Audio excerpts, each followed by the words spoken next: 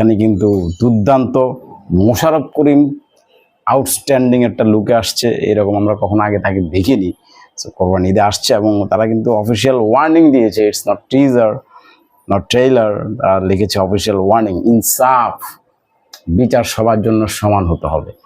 So আমি একটু দেখি, আপনারাও দেখেন, লেটস এনজয় দ্য ইনসাফ ওয়ার্নিং।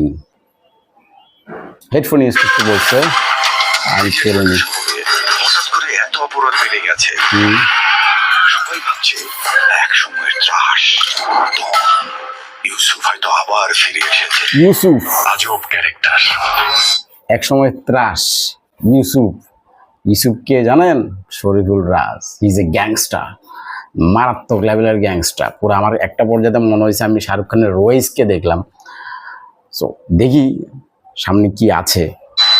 খুন করার পর সে নাকি দুধ দিয়ে গোসল করো, কিন্তু কোনো সাধারণ মাস্তান না। বিশাল গ্যাং। এটি কি 8 পর্বের web series? Discover the truth. একটা দারুণ কথা বলছে, এটা কি 8 পর্বের ওয়েব সিরিজ। কারণ কথাটা কেন বলছে জানেন?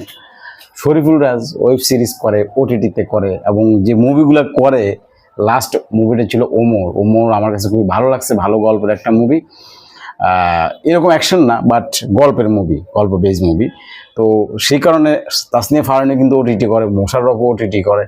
সো তাদের একসাথে ফিল্মে একসাথে তারা, এই জন্য একটু ভেঙে দিল দর্শককে, এটা নট ওটিটি ফিল্ম, এটা অরিজিনাল মুভি, একদম ফিল্ম। ওকে, এটা সিনেমা, সঞ্জয় সমাদ্দার ফিল্ম। বাংলাদেশে জন্মগ্রহণ করছে, ভালো কাজ করছে।